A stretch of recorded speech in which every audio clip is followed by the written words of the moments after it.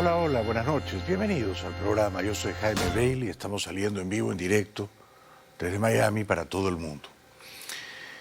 En menos de 2 semanas, en semana y media, los colombianos van a ir a votar por un nuevo presidente. No este domingo, sino el siguiente, domingo 29 de mayo. El favorito para ganar es el senador de izquierda y ex candidato presidencial Gustavo Petro. Yo estoy muy asustado. No soy colombiano, pero estoy muy asustado. No vivo en Colombia, ni me voy a mudar pronto a Colombia, pero estoy muy asustado. Estoy asustado con Petro, o de Petro, porque él fue chavista toda su vida. Fue chavista cuando Chávez dio un golpe de Estado cruento el año 92 contra un presidente legítimo, Carlos Andrés Pérez. Fue chavista cuando Chávez estaba en la cárcel, condenado por ese alzamiento sanguinario contra un presidente democrático.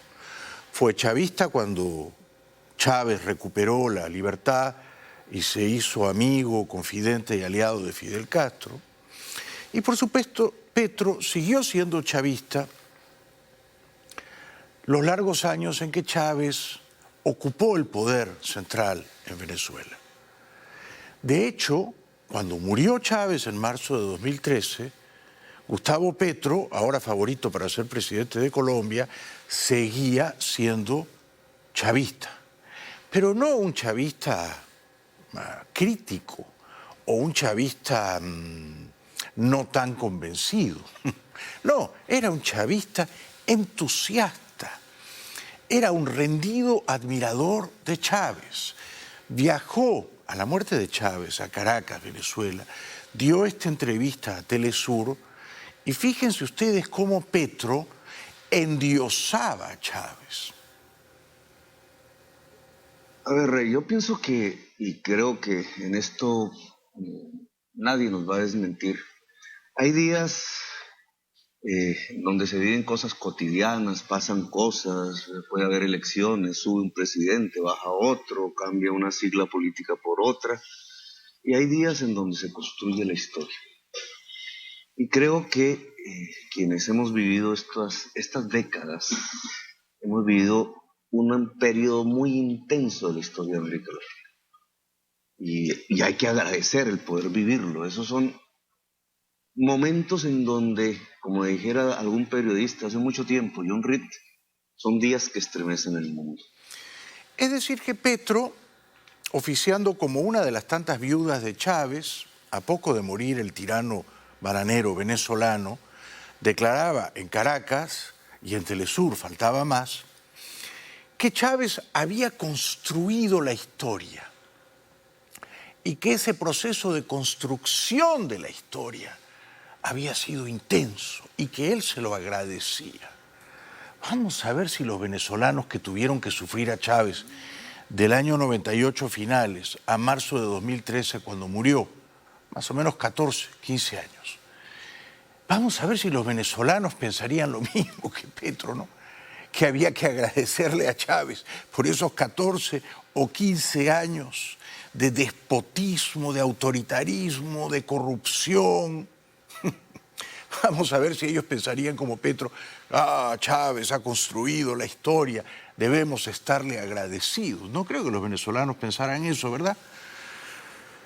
Pero Petro ahora, casi 10 años después, estamos en 2022 y estas declaraciones eran en 2013, y yo creo que en el fondo, quizá no lo dice, pero en privado yo creo que Petro sigue pensando lo mismo, sigue admirando profundamente a Chávez, como expresaba en aquella entrevista. ¿Está sorprendido usted entonces por esos millones de personas en las calles ayer y millones de personas hoy en la Academia Militar? El mundo está sorprendido, porque no se lo esperaban. Si uno va, sobre todo a Colombia, o a entornos europeos, incluso norteamericanos, que han estado más sujetos a una visión mediática de lo que sucedía en Venezuela, sin investigar lo que realmente sucedía en Venezuela, allá en los 90, a principios del siglo XXI y en esta década que ha pasado. Un ciudadano del común diría, Chávez es como un personaje medio folclórico, dirían en la ciudad de Bogotá. No, es que Chávez no fue nunca un personaje folclórico o pintoresco. Habría sido folclórico o pintoresco si no hubiera hecho el daño que hizo. Chávez fue un personaje nefasto para los venezolanos y para la región. Fue un enemigo de la libertad, un golpista aún antes de asumir el poder. Chávez desgració, hundió en la miseria a los venezolanos. Chávez avanzó sobre todas las libertades públicas y privadas, las libertades económicas, las libertades políticas, hacía fraudes, trampeaba, viciaba elecciones cuando le daba la gana, cerraba canales de televisión, hostigaba a la prensa libre. Chávez era un modelo de lo que no había que hacer en el poder, señor Petro. Y usted en 2013, recién muerto Chávez, lo glorificaba, lo exaltaba. Usted postulaba a Chávez como una suerte de arquetipo moral. Este es el modelo de líder que hay que imitar. ¡Qué peligro! Porque yo creo que ahora, 2022, quizá usted no lo dice con la ligereza que lo dijo en 2013 en Caracas, en Telesur, pero yo creo que usted sigue pensando básicamente lo mismo, que Chávez fue un líder histórico que construyó intensamente la historia, como dice usted, y de nuevo hablando de la intensidad de la historia, y que entonces es un líder al que a usted le gustaría parecerse mucho. ¡Qué peligro! Y no entendían qué pasaba aquí. No podían captar a partir de la pantallita esa del televisor que les iba mostrando un pedacito del discurso, cierta palabra, cierto canto que mostraba una imagen que no era. No podían captar la realidad y la intensidad de la historia que se estaba viviendo, no solamente en Venezuela, porque ahora tenemos que hablarlo así, es la historia de América Latina, la que se comenzó a reescribir. Yo creo que el Petro de 2013 que estamos viendo admiraba ardorosa, fervorosamente a Chávez, y creo que este Petro, el de 2022, sigue admirando a Chávez, pero lo hace de una manera más disimulada. Esta es la diferencia. Ahora ha aprendido a disimularlo, pero quizá en el poder le gustaría parecerse a Chávez. En esta entrevista con Telesur, en la que no encubría ni disimulaba su absoluta rendida admiración al dictador Chávez, recientemente fallecido, Petro contaba que había conocido a Chávez 19 años atrás, en 1994, cuando Petro era todavía guerrillero comunista del M-19. Yo conocí a Chávez hace 19 años. ¿Dónde lo conoció? Para nosotros el 19 es un número mágico. ¿Por qué? Porque en Colombia, y es como la bisagra entre dos momentos de estas décadas, yo era militante del M-19, el movimiento 19 de abril, que así se llama, era un movimiento insurgente armado, había recogido cierta influencia de los tupamaros uruguayos, se lanzó en armas a partir de 1974. Su primera acción con la que se fundó fue recoger una espada de Bolívar que estaba en un museo y guardarla hasta que dejamos de ser un movimiento armado, bajo la tesis de que esa espada no se iba a volver a infundar hasta que la justicia social estuviera en nuestra patria. Es decir que Petro en 1994, hace casi 30 años, 28 años para ser más exacto, era un golpista, ¿no? Era un guerrillero comunista. Quería cargarse la democracia colombiana. Y Chávez también era un golpista. Había dado un golpe de Estado, por eso lo habían metido en la cárcel. No debieron sacarlo tan pronto de ese calabozo. Dar un golpe de Estado que deja casi 100 muertos debería ser un delito muy grave, que se paga con cadena perpetua. Bien, entonces el año 94 se conocen Chávez y Petro. Ambos eran golpistas. Chávez lo había sido contra Carlos Andrés Pérez, Petro lo era todos los días como guerrillero comunista. Y por eso se conocieron, se admiraron, se hicieron muy amigos. Pero aquí viene entonces la pregunta, ¿no? Chávez era golpista en los 24 y cuando llegó al poder por la vía democrática, ¿siguió siendo un golpista? Claro que siguió siendo un golpista. ¿Y contra qué dio un golpe? Contra la democracia venezolana. Dio un golpe contra la democracia venezolana. Este es el peligro con Petro. Petro también ha sido golpista en su juventud y uno se pregunta si le dan todo el poder, si llega al gobierno en Colombia ganando las elecciones ahora pronto en mayo 19 y después en junio 19, Petro seguirá siendo in pectore un golpista. Porque cuando recordaba a Chávez no parecía deplorar en modo alguno que en 1994 Chávez ya hubiera sido inequívocamente un golpista, o sea, un enemigo de la democracia de su país.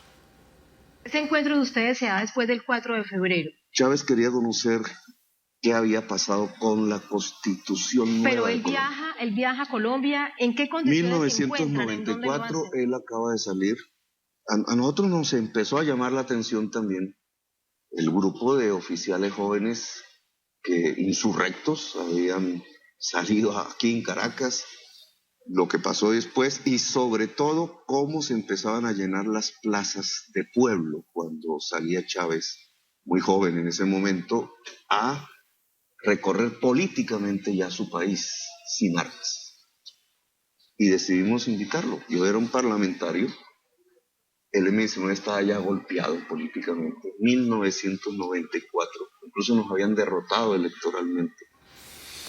La idea central que yo quiero postular esta noche, recordando antiguas entrevistas del señor Petro, favorito para ser el próximo presidente de Colombia a partir de agosto 7, es la siguiente. Petro ha sido un chavista toda su vida. Y creo que ahora sigue siéndolo, solo que lo oculta. Chávez fue un golpista y cuando llegó al poder siguió siendo un golpista y se cargó a la democracia venezolana. Petro ha sido un golpista. Si llega al poder, dinamitará desde adentro, desde sus entrañas, a la democracia colombiana. Cabe la pregunta. Petro recuerda, maravillado, endiosado, cómo paseaba a Chávez por Bogotá, por la carrera séptima. Chávez muy flaquito y muy humilde, dice Petro, que de nuevo uno percibe que en su recuerdo de Chávez, Petro es verdaderamente un hombre traspasado de admiración. Decidí invitarlo y nos vimos allá en la carrera séptima en Bogotá.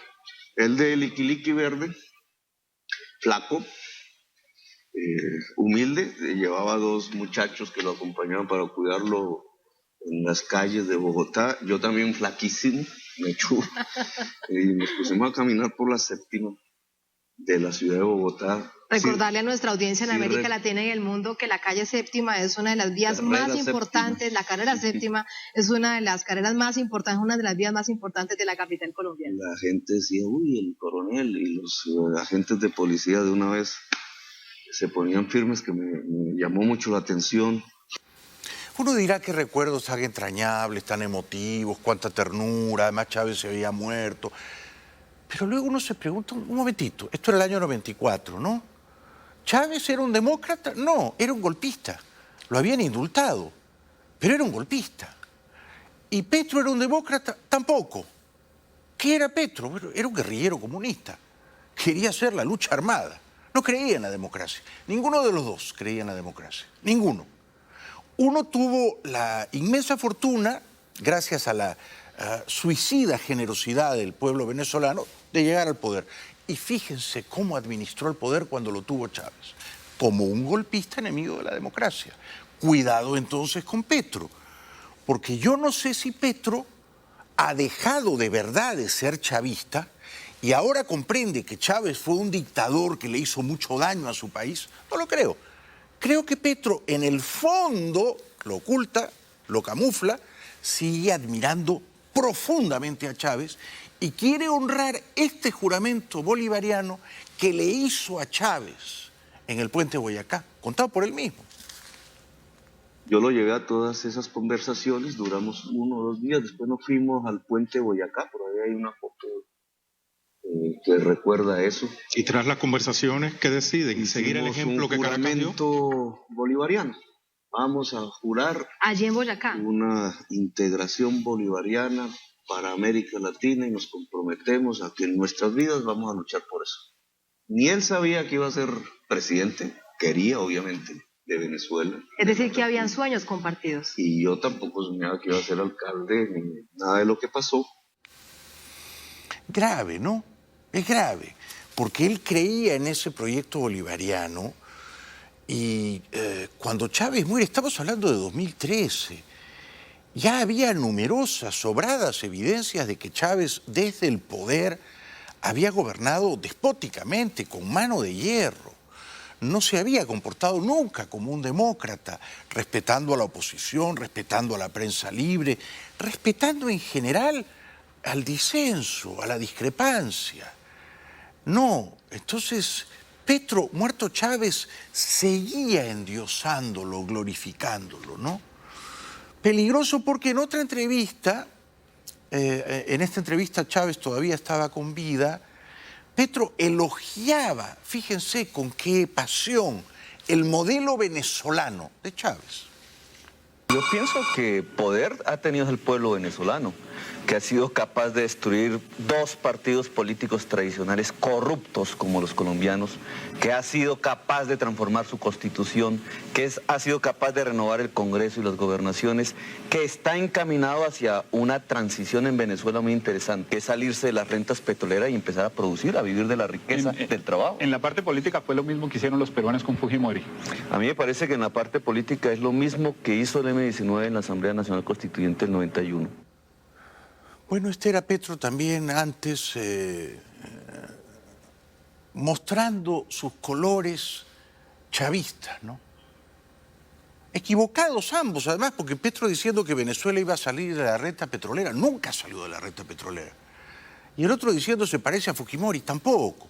Pero fíjense cómo Petro decía que era la primera vez que había en Venezuela un proyecto democrático. Venezuela venía de 4 décadas de democracia estable, entre el COPEI y Acción Democrática, 4 décadas, entre el 58 y el 98, en las que, claro, esto Chávez lo despreciaba, pero en las que insurgió, progresó una clase media y el país prosperó bastante.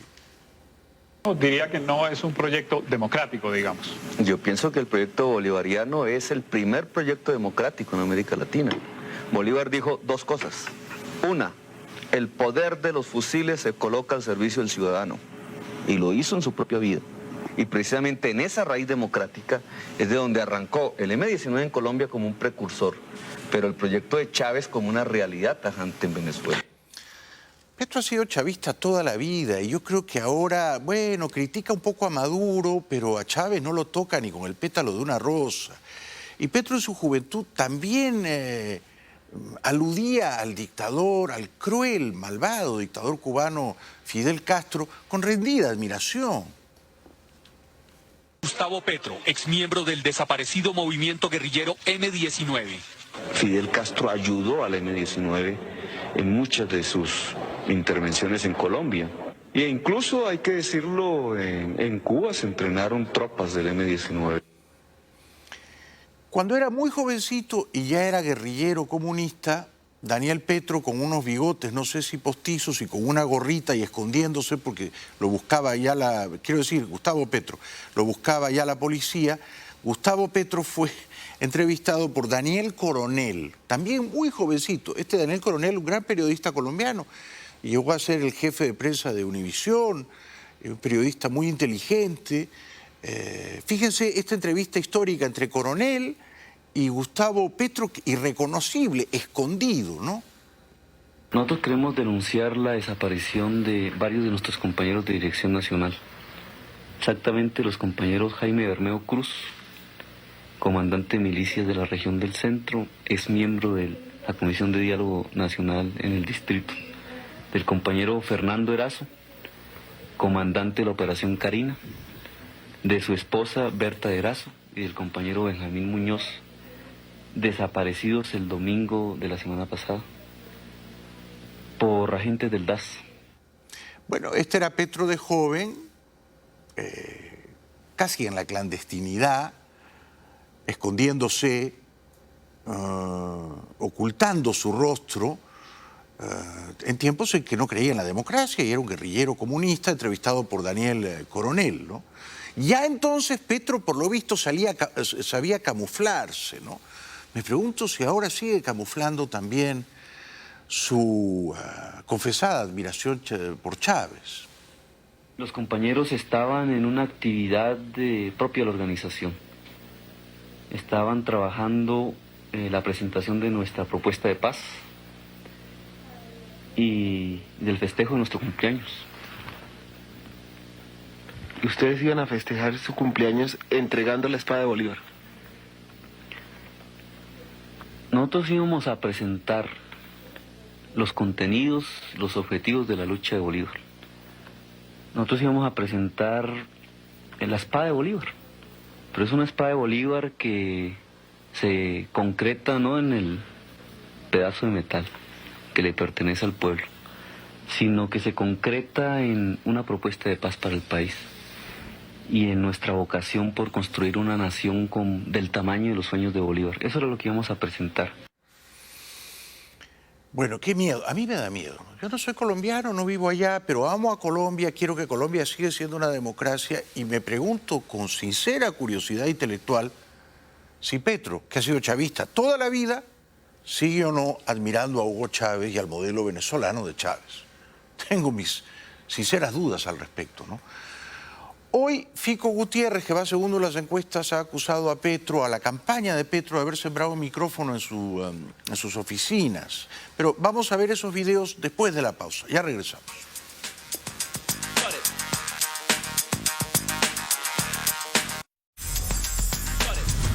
Estoy siguiendo con mucha atención, con mucha curiosidad la campaña presidencial colombiana que ha entrado en su recta final. Los colombianos van a elegir nuevo presidente no este domingo, sino el siguiente, 29 de mayo. Hoy, el candidato que va segundo en las encuestas y que bien podría pasar a la segunda vuelta, el exalcalde de Medellín, Federico Gutiérrez, denunció que sospechosamente han encontrado un micrófono el viernes pasado en uno de sus locales de campaña. Yo quiero denunciar públicamente que en una de nuestras sedes de campaña, justamente la sede administrativa en la ciudad de Medellín, el pasado viernes, en horas de la tarde, se encontró un dispositivo que al parecer estaría transmitiendo en tiempo real información de lo que se discutía allí. ¿Quién sembró furtivamente ese micrófono en el local de campaña de Fico Gutiérrez? Esto habrá que investigarlo, ¿no? Le quiero preguntar al señor Petro si fue él quien mandó a instalar este micrófono en nuestra sede. ¿Por qué nos están espiando? ¿Qué es lo que pretenden? ¿Por qué se saltan las leyes y la norma? Peligroso, peligrosa señal. Hay que estar atentos a las señales. Como saben, del 6 al 10 de junio habrá una cumbre de presidentes y jefes de Estado iberoamericanos en Los Ángeles. Estados Unidos no ha invitado a Cuba, ni a Venezuela, ni a Nicaragua, y ha hecho muy bien en no invitar a esas dictaduras. Pero ¿quién entiende a Biden, no? Por un lado, no invita a Cuba, pero como inmediatamente surgen las críticas de los aliados de Cuba en la región, Biden se suaviza, se achanta, da 3 pasos atrás y anuncia un número de medidas amigables con la dictadura cubana, levantando las restricciones que había impuesto en su día Trump. Estados Unidos levantará una serie de restricciones a Cuba, facilitando procedimientos de inmigración, transferencias de dinero y vuelos a la isla. El gobierno de Joe Biden anunció que restablecerá el programa que permite que ciudadanos y residentes estadounidenses soliciten que sus familiares en Cuba se reúnan con ellos en Estados Unidos a través de canales regulares de migración. Washington también eliminará el límite actual de remesas familiares de $1.000 por trimestre para el par emisor-receptor y autorizará las remesas no familiares para apoyar a los empresarios cubanos independientes. Es decir, que el mensaje de Biden a la dictadura cubana es contradictorio, esquizofrénico, diría, ¿no? Por un lado le dice te castigo, no vienes a la cumbre, y por otro lado le dice te premio, ahora van a poder viajar los cubanos a cuantas ciudades de la isla deseen visitar y van a poder mandar más dinero en remesas. O sea que un castigo seguido de un premio. ¿En qué quedamos? Hablan los cubanos. Bueno, yo espero que estas medidas favorezcan al pueblo, a las familias que estamos aquí y que tenemos familiares en los Estados Unidos y en cualquier parte del mundo también, que las cosas mejoren para bien. Es una buena oportunidad realmente que se le está dando ahora mismo al pueblo de Cuba, ya que por esas medidas se ha pasado un trabajo terrible. Hemos pasado 20.000 vicisitudes y en estos momentos, bueno, vamos echando para adelante. Esto en el contexto de una creciente, explosiva migración de refugiados cubanos, ¿no? Que están entrando 20.000, 30.000 refugiados cubanos por la frontera sur cada mes. Se calcula que este año van a ser 150.000 los refugiados solo cubanos que van a entrar por la frontera sur. Pero esta era una promesa que había hecho Biden en campaña. Lástima que ha cumplido esta promesa, la de tumbarse las restricciones que levantó Trump contra la dictadura cubana. Ahora, por ejemplo, dice la televisión española, un cubano que vive aquí en Estados Unidos va a poder enviar en remesas $1.000 cada 3 meses. Era una de las promesas estrella de Biden, un tema recurrente en campaña electoral, pero que nunca llevó a la práctica cuando entró en la Casa Blanca.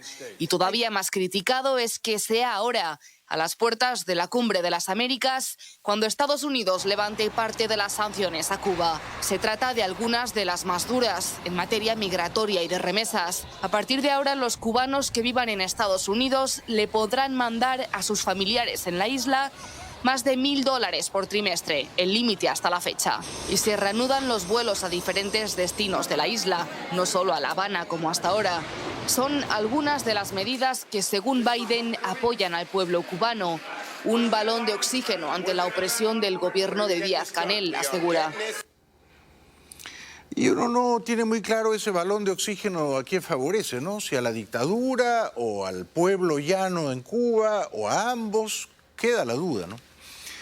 Otro que es suavecito todo el tiempo con la dictadura de La Habana es el presidente mexicano López Obrador. Este sí que es un paje a tiempo completo de la dictadura cubana. Quiero decir, un sirviente, ¿no? Un gustoso sirviente de la dictadura cubana que hoy ha anunciado que México contrata a 500 médicos cubanos, a quienes no les va a pagar, por supuesto, directamente el gobierno de México. El gobierno de México le paga al gobierno dictatorial de Cuba, el que a su vez se queda seguramente con el 70 o el 80% del sueldo de cada médico, ¿no? O sea que, en rigor, esos médicos cubanos están siendo esclavizados por la dictadura de La Habana. Y López Obrador es un cómplice de ello. Su reciente visita a Cuba, el presidente mexicano se trajo un polémico acuerdo para contratar a 500 médicos cubanos. Porque no tenemos médicos, porque el sistema de corrupción dejó de invertir en la educación pública. Los colegios de médicos lo rebaten asegurando que es injusto traerlos de fuera cuando en México hay muchos sin trabajo o con empleos eventuales. Ponen en duda además las capacidades de sus colegas cubanos, pero lo que López Obrador cuestiona es el compromiso de muchos médicos mexicanos con la profesión. Asegura que hay 50.000 vacantes que nadie quiere cubrir. Yo no le creo a López Obrador, es un charlatán. Dice que no hay 500 médicos mexicanos tan buenos como los cubanos. Yo no le creo. No tenemos especialistas para ir a trabajar en hospitales en las zonas más pobres, más apartadas. Algunos de los cubanos irán a la montaña de Guerrero, una de las zonas más marginadas del país. Lo que no dice el presidente es que es también una de las más violentas y que el miedo no solo disuade a médicos u otros profesionales de ir para allá, sino que también expulsa a muchos de sus habitantes. Yo no tengo ningún problema en que un médico cubano independiente se mude a México y consiga trabajo y ejerza, ¿no? Ningún problema. Yo estoy a favor del mercado libre también en el tráfico de individuos, buscando un mejor futuro. en eso también soy un liberal. Uno va a donde hay trabajo y a donde le remuneran mejor y donde está más contento. Así debería ser. Aquí el problema ético es que esos médicos cubanos no van a recibir su salario de López Obrador. López Obrador le paga a la dictadura cubana. Y la dictadura cubana se queda con la parte leonina de esos salarios. Eso es una explotación miserable. Y López Obrador, que es un paje de Díaz-Canel, no la ve, o la ve, pero le importa poco y nada, ¿no? Desde la oposición mexicana critican además que la contratación de estos médicos sirva para financiar al régimen cubano. La exportación de servicios de salud se ha convertido en su principal fuente de divisas y la ONU, a través de su Relatoría para la Esclavitud, ha denunciado que el gobierno cubano se queda o retiene la mayor parte del sueldo de estos médicos. Por supuesto que es así. En tiempos de Chávez había millares de médicos cubanos en Venezuela. Y Chávez pagaba millones de dólares mensualmente a la dictadura cubana. Es decir, Chávez puso toda la riqueza de su país al servicio no de los pobres de Venezuela, sino al servicio de los comunistas cubanos. Díganme si eso no es una traición a la patria, ¿no? Y luego, muerto Chávez, sale Petro a decir que era un gran constructor de la historia y un gran líder latinoamericano. No. En el fondo, Chávez fue un gran traidor a quienes confiaron en él, a los pobres de Venezuela, porque puso la riqueza de Venezuela al servicio de la satrapía bananera cubana. Un horror. Hoy, precisamente en Caracas, el elefantiásico dictador Maduro anunció nuevo canciller. Trae de Moscú al embajador, a Carlos Farías. Y por último,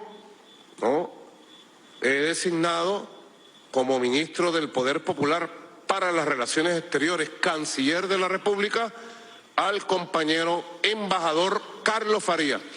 Regresa Carlos Farías y asume las riendas de la Cancillería. Pega, ¿no? Regresa Carlos Farías y asume las riendas de la Cancillería. Sí, será estúpido Maduro, ya regresamos.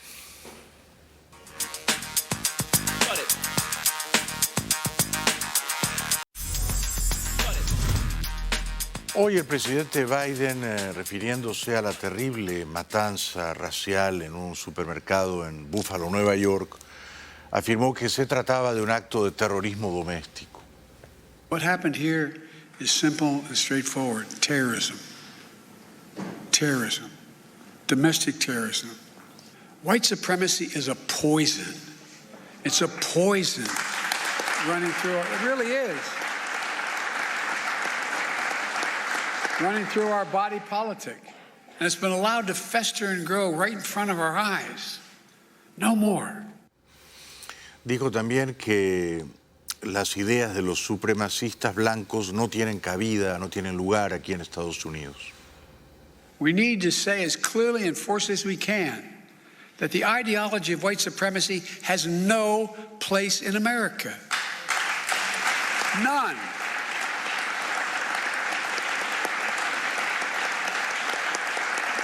And look,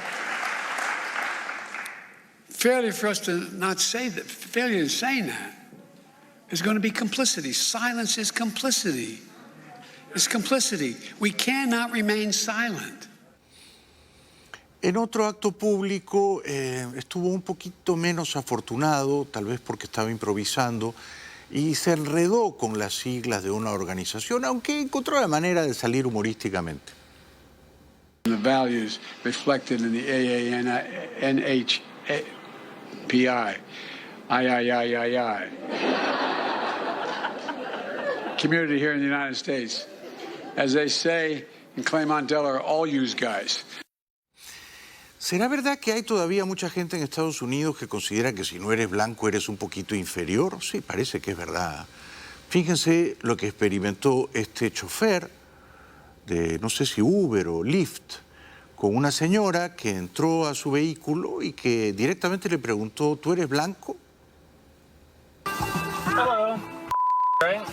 Yeah. How are you? You're like a white guy. What's that? Are you like A white guy? Excuse me? Like a normal guy? Like you speak English? Sorry. No, you can get out of the car. I'm gonna cancel a ride. That's inappropriate. What? It's completely inappropriate. If somebody was not white sitting in the seat, what would be the difference? Are you serious? She said, wow, you're a white guy. That's okay. I'm not gonna take the ride. You guys can get out. Really? Yeah, completely inappropriate. You're gonna threaten me? Yeah. Assault? Because you're yeah.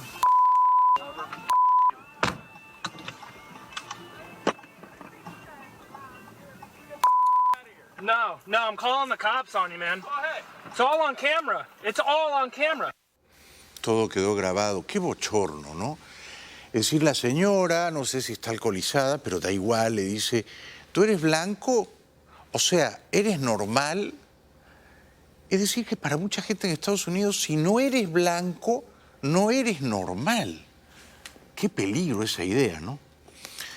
Hoy el senador republicano Marco Rubio le preguntó al doctor Fauci, a Tony Fauci, experto en coronavirus, algo que me pareció inteligente. Le dijo, a ver, si uno es un ciudadano de Estados Unidos que está de viaje fuera del país, ¿ah?, y quiere regresar, pero da positivo en coronavirus, está infectado de coronavirus, uno no puede viajar.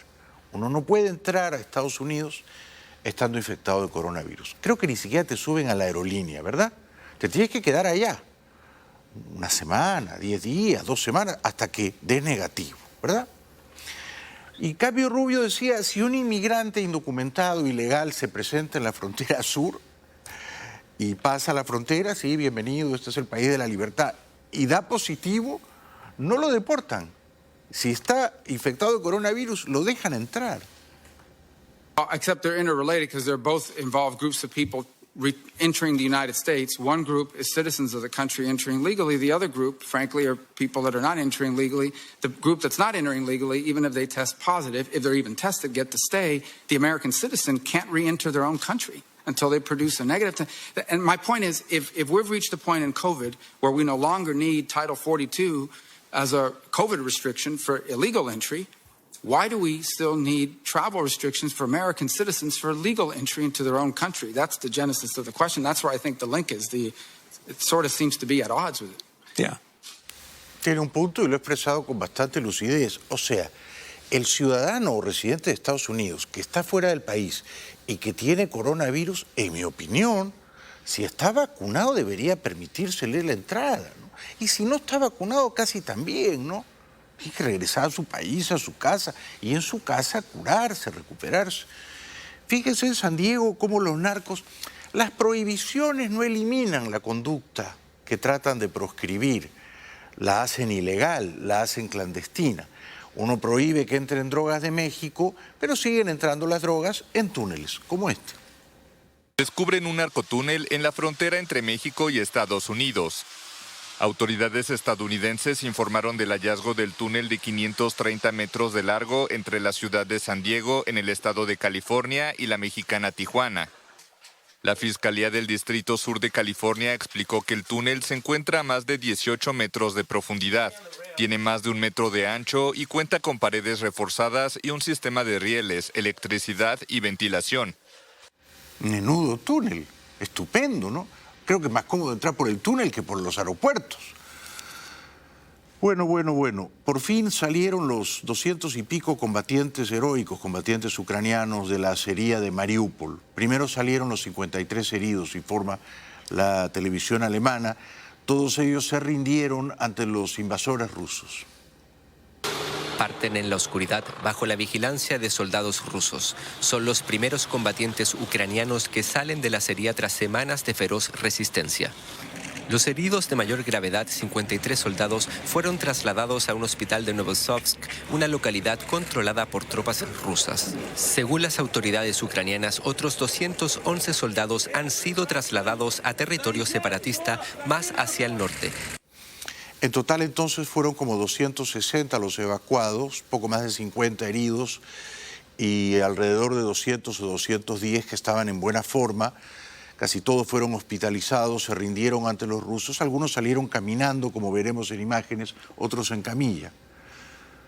Ahí están los heroicos combatientes de la fábrica de acero, de la planta siderúrgica de Mariupol, Azovstal. Se rindieron ante los ocupantes rusos. El presidente Zelensky había dicho que era preciso recuperar vivos a esos héroes ucranianos.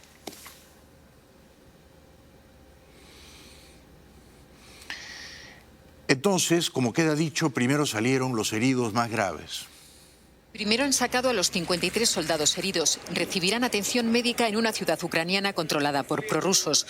Los otros 211 militares evacuados esperarán, también en zona separatista, un posible intercambio de prisioneros. Para el gobierno de Ucrania, son héroes que han cumplido su misión. El país necesita héroes vivos, ha dicho Zelensky. Para Moscú, son prisioneros de guerra que se han rendido.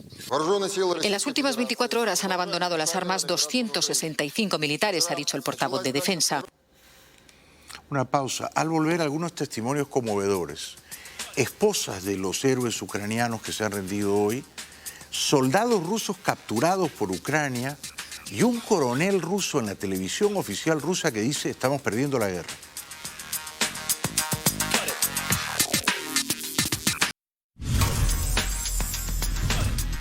Hablan las esposas de los héroes ucranianos de Mariupol.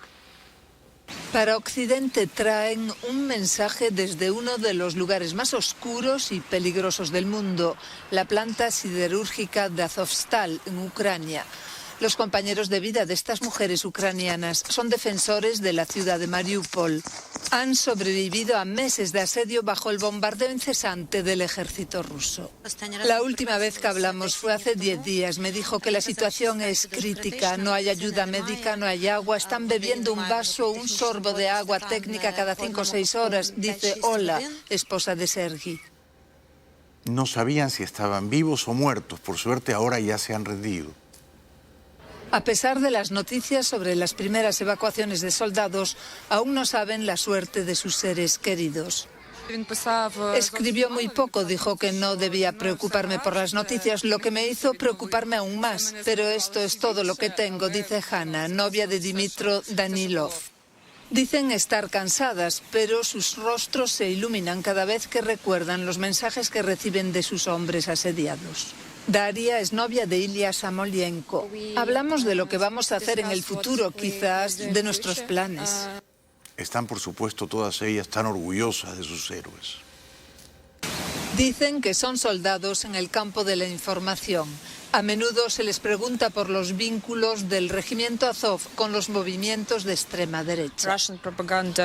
La propaganda rusa en Europa es muy fuerte y mucha gente piensa que los soldados de Azov son neonazis o fascistas.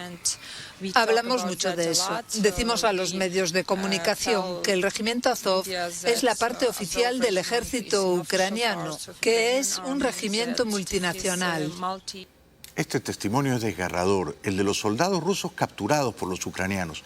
Dicen que cuando un ruso queda herido, sus propios jefes o superiores los matan, los rematan. Пацаны рассказывали то, что они своих раненых добивали. Так, это...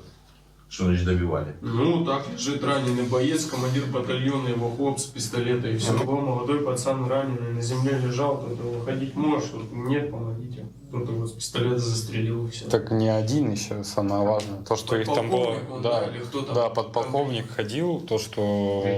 Да, просто сбил. То есть можно было людей спасти, вывести как-то, оказать помощь, он просто взял их и застрелил. Un horror. Los rusos matan a sus propios heridos. Un soldado ruso capturado se emociona hablando con su madre. Я живой, все в порядке, я в плену, мам, в Одессе. Мне грозит тюрьма, да, мне грозит тюрьма. Мы тут, мама, мы тут, короче, блядь, пиздец. Мы, блядь, тут не как миротворцы, как нам говорили, мы тут, блядь, оккупанты, людей убивали мирных. Мама, такой...